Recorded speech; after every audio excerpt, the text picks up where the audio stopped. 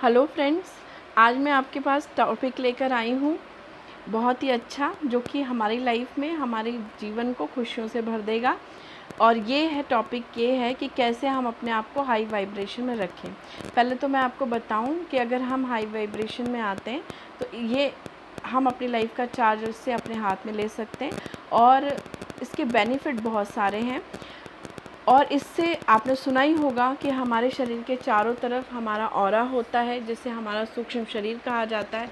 और ये ऑरा जितना पॉजिटिव और जितना स्ट्रॉन्ग होगा, उतना ही आप लाइफ में खुश हो सकते हो, अच्छी चीज़ों को अट्रैक्ट कर सकते हो, जीवन को अच्छा जी सकते हो और अपने लाइफ में अच्छे रिजल्ट देख सकते हो। अब बात ये कि ऑरा स्ट्रॉन्ग कैसा किया जाए। तो ऑरा स्ट्रॉन्ग इस प्रकार किया जाता है कि जैसे हम हाई वाइब्रेशन में रहना शुरू करते हैं, हमारा जो ऑरा होता है प्यूरीफाई होना शुरू हो जाता है, स्ट्रॉन्ग होना शुरू हो जाता है और बहुत ही पॉजिटिव होना शुरू हो जाता है। हमारी लाइफ में हम बेटर रिजल्ट देख सकते हैं, क्योंकि हम अच्छे डिसीजन लेने शुरू कर देते हैं। क्योंकि जो हमारी लाइफ है वो हमारे मोस्ट ऑफ़ द टाइम हमारे डिसीजन का ही रिज़ल्ट होती है। ठीक है, ऐसा क्यों हो गया, वैसा क्यों हो गया, ऐसा हम सोचते हैं, पर एक्चुअल में हमारे डिसीजंस वैसे होते हैं। और अपने डिसीजन को अच्छे रखने का सबसे अच्छा तरीका अपना ऑरा बेटर करिए। और ऑरा कैसे बेटर होगा, जब आप हाई वाइब्रेशन में आएंगे। तो हाई वाइब्रेशन में कैसे रहा जाता है, इसके 5-6 या उससे भी थोड़े ज़्यादा हो सकते हैं कुछ टिप्स हैं, वो सारे मैं आपको दूंगी। आप सारे फॉलो कर सकते हैं या उनमें से कुछ जितने भी कर पा रहे हैं करिए, इनको अपने रूटीन में लाइए। तो हाई वाइब्रेशन में रहने का सबसे अच्छा तरीका है कि अपने समय को बर्बाद ना करें, अपने समय को अच्छी चीज़ों में लगाएं, अच्छे कामों में लगाएं। जो काम करें उसको मन लगा के करें। तो अगर हम कोई काम करते हैं उसको पूरा मन जतन से करते हैं, पूरा अपना 100% देते हैं, तो इससे हम हाई वाइब्रेशन में आते हैं, हमारे लाइफ में संतुष्टि का स्तर बढ़ता है। तो इस तरह से समय को बर्बाद नहीं करना चाहिए, क्योंकि आपने सुना होगा कि पैसा बहुत कीमती है, पर पैसे से भी ज़्यादा कीमती है समय। पैसा गवा के वापस आ सकता है, लेकिन समय गवाया हुआ वापस कभी नहीं आता। तो इसीलिए हमें ये जानना चाहिए कि हमें हाई वाइब्रेशन में आना चाहिए, हमें समय को नहीं बिताना चाहिए, समय को महत्वपूर्ण रूप से अच्छे से प्रयोग करना चाहिए। ठीक है, इसके बाद दूसरी चीज़ है कि आप अच्छे कपड़े पहनें, अच्छे बाल बनाएं, अपने शरीर को साफ़ सुथरा रखें, हाथ पैर को साफ़ सुथरा रखें, अच्छा दिखें, अच्छा खाएं, पानी काफ़ी पिएं। इस तरह से आप अपना ख्याल रख के हाई वाइब्रेशन में आ सकते हैं। और इसे कहते हैं अपने आप को प्यार करना, यानी सेल्फ़ लव। जब आप सेल्फ़ लव करते हैं तो आप अपने लाइफ की अच्छी चीज़ों को अट्रैक्ट करते हैं और इसके अलावा अपनी वाइब्रेशन भी हाई कर देते हैं, जिससे आपका ऑरा खुद ब खुद बेहतर बन जाता है। अच्छा म्यूज़िक सुन सकते हैं आप। ठीक है, अच्छा खूबसूरत म्यूज़िक, पीसफुल म्यूज़िक, आप भजन या फिर मोटिवेशनल सॉन्ग सुन सकते हैं। इसे अपने रूटीन में लाइए। ठीक है, उसके बाद नेक्स्ट मैं कहूँगी कि नेचर के साथ समय बिताना। ठीक है, अगर आप प्रकृति के साथ समय बिताते हैं, मॉर्निंग में जाते हैं, पार्क में बैठते हैं, पेड़ पौधों के साथ बैठते हैं, तो बहुत पॉजिटिव आपका ऑरा हो सकता है, क्योंकि वहाँ की एनर्जी बहुत पॉजिटिव होती है। नेचर की एनर्जी जो है बहुत पॉजिटिव, बहुत ही पीसफुल होती है। और इसके बाद नंबर आता है फॉरगिवनेस का। आपको डेली प्रैक्टिस में मॉर्निंग में अपनी प्रेयर्स करनी चाहिए, ईश्वर को धन्यवाद देना चाहिए। जो कुछ भी आपको प्राप्त है उसके लिए ग्रैटिट्यूड देना चाहिए ईश्वर को, अपने माता पिता को, अपने मन में ही अपने माता पिता को, ईश्वर को, या जिन लोगों की वजह से आपकी लाइफ अच्छी है। आपके पास जो कुछ भी है, अच्छा पहनने को, अच्छा खाने को, अच्छा रहने का घर आपका अच्छा है, आपके फ्रेंड्स अच्छे हैं, आप बहुत अच्छे एजुकेशन वाले हैं, आपके संस्कार अच्छे हैं, जो कुछ भी आपके पास अच्छा है, आप सब के लिए उन लोगों को और परमपिता परमेश्वर को आप ग्रैटिट्यूड शो कर सकते हैं। अगर आप ग्रैटिट्यूड शो करना सीखते हैं तो आपकी लाइफ में बहुत चेंजेस आने शुरू होते हैं, क्योंकि हमारे पास जो चीज़ें हैं, अगर हम उनके लिए ग्रैटिट्यूड शो करें तो वो बढ़ना शुरू हो जाती हैं। ठीक है, और ये 100% सच है, आप अपने लाइफ में इसे अपना कर देखिए। ठीक है, तो ग्रैटिट्यूड शो करना चाहिए आपको, मॉर्निंग में भी, रात को सोते हुए भी कर सकते हैं। इसके अलावा आपको फॉरगिवनेस की प्रैक्टिस करनी चाहिए। आपको फॉरगिवनेस कैसे की जाती है, जिन लोगों के प्रति भी हमें गुस्सा, नाराज़गी या कुछ भी उन्होंने हमें बुरा कहा है, दिल दुखता है हमारा, उन सबको माफ़ करें। ठीक है, और परमात्मा से क्षमा मांगे अपनी गलतियों के लिए। और उन लोगों से भी अगर आप क्षमा मांग सकते हैं जिनका आपने दिल दुखाया है, ठीक है। ऐसा बिल्कुल मत कहिए कि मैं तो कभी ऐसा काम करता नहीं, ये गलतियाँ सबसे होती हैं। तो हमें क्षमा करना चाहिए और क्षमा मांगना भी चाहिए।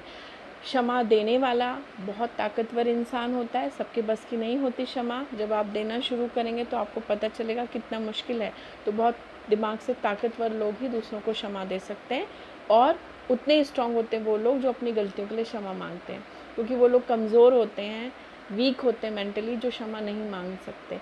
तो ईश्वर से क्षमा मांगिए, क्षमा दीजिए, और उन लोगों से भी क्षमा मांगिए। और अगर आपको सामने क्षमा मांगने में शर्म आती है तो आप अपने मन में भी क्षमा मांग सकते हैं। इसे अपने डेली प्रैक्टिस में लाइए।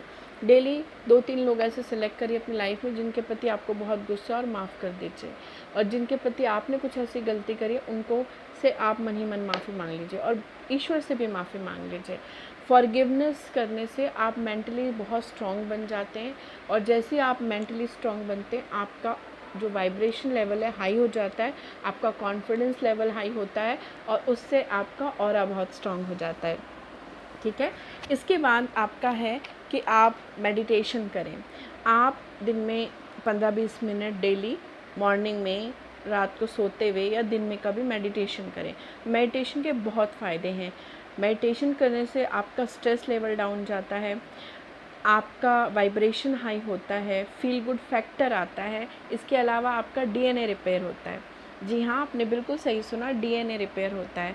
अब देखिए डीएनए क्या होता है। डीएनए वैसे तो जेनेटिक आपने सुना ही होगा, पर एक डीएनए हम निर्माण कर लेते हैं अपने माता पिता के दिए संस्कारों से, अपने लाइफ के अनुभवों से, और अपने लाइफ के में जो जो लोग मिले उन्होंने जो जो हमें बताया, हमारे बहुत सारे पैटर्न बन जाते हैं कि लाइफ में तो ऐसा ही होता है, इसको करने से वैसा होता है, उसको करने से वैसा हो जाता है।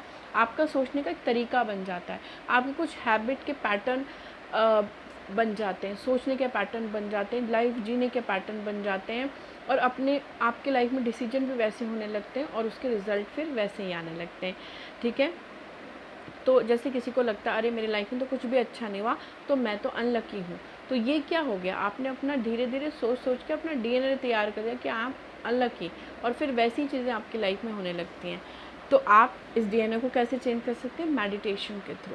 मेडिटेशन करेंगे, आपका मन काम होगा, शांत होगा, आपकी हैबिट बदलना शुरू हो जाती हैं, आपके डिसीजन अच्छे होने लगते हैं, और धीरे धीरे आप पॉजिटिव होने लग जाओगे, जो ख़राब पैटर्न्स हैं वो डिलीट होने लग जाते हैं।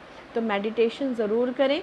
और अगर आपको लगता है कि मैं तो मेडिटेशन नहीं कर सकता, मैं तो नहीं बैठ पाता, थॉट रिलीज़ नहीं कर पाता, तो आप मेडिटेशन के टिप्स की कोई वीडियो देखिए, या मैं अपने ही चैनल पे वो वीडियो लाऊंगी।